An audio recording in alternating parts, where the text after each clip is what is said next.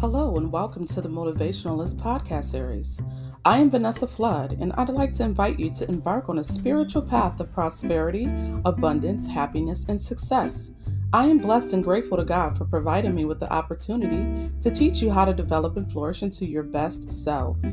A disclaimer: this does not guarantee a life changing transformation, but is encouraged to help self guide and prosper listeners to take control of their lives and genuinely allow themselves to grow more abundantly, to understand that you are deserving of whatever you manifest into your vision, and that failing is okay as long as you keep moving forward.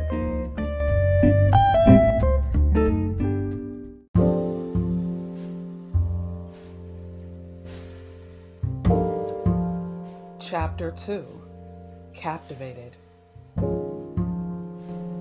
My predicament, my condition has me completely enthralled.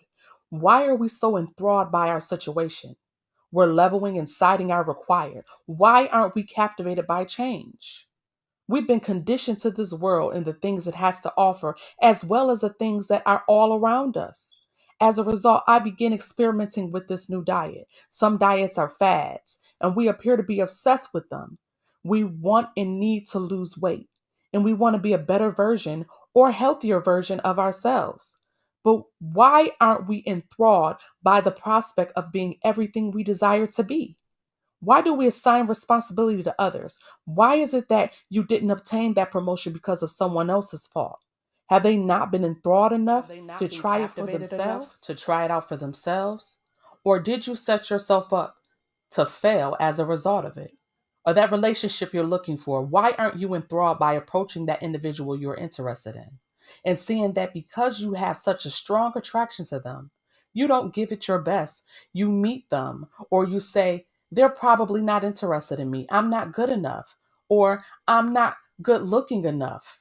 So you construct an ego of humiliation, shyness, and fear, which is what drew me in. It had drew me in the first time I learned about it. And I was so enamored by it that it was a thing of beauty, outstanding excellence, and enchantment have aided me in my development, that I didn't want anything else.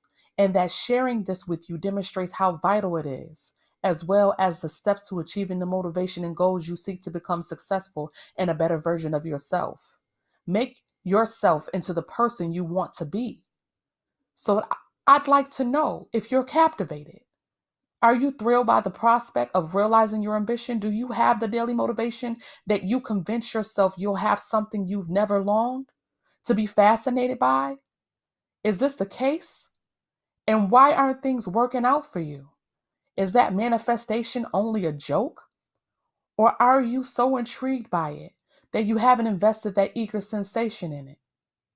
When making dinner, you cook your favorite meals the same way you do them, or the makeup you put on every morning to bring out your natural beauty. It makes you feel so engaged that you want to have a strong day, since your magnificence has captivated you. We prefer to be acclimated to things that are familiar to us because we are apprehensive and fearful of change. We become hermits in the way we spend our lives. But why is it the case? Why is it that the human race is nature? What's so difficult about altering and constructing a life of captured news?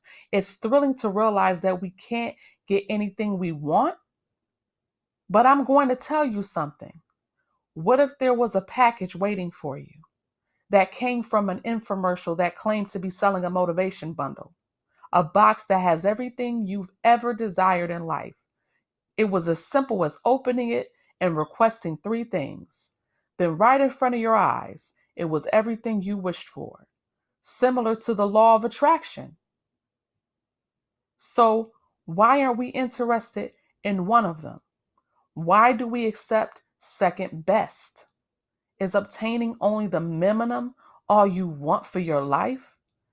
It's time to make a shift and accept that wanting more for yourself is perfectly normal.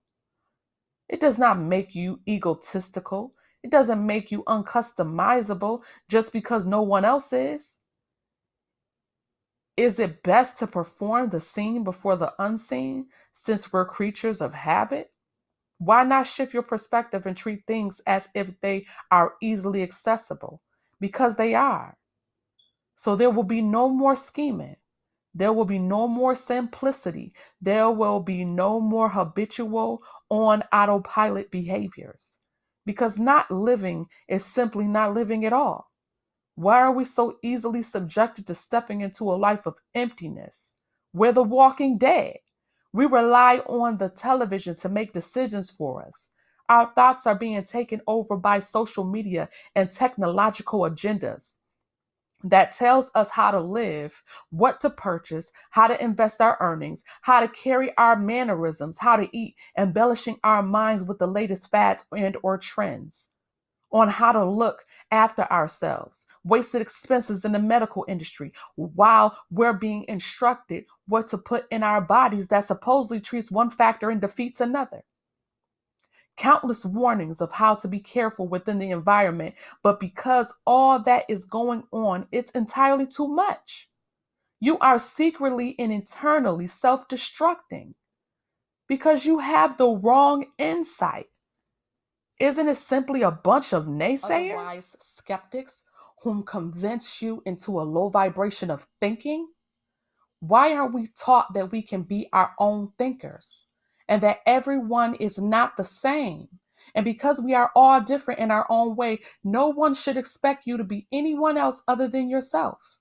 And it's because of this that we're so perfect. We are perfect just for being the person that God created us to be. God made us all different when He created us. He created us in His likeness through identity. We are all recognized by a single identifying feature. For example, our fingerprint. Look at how unique we are.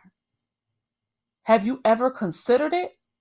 Nobody will be able to duplicate your thumbprint. Nobody is capable of being you. It's the single thing that distinguishes you from everyone else.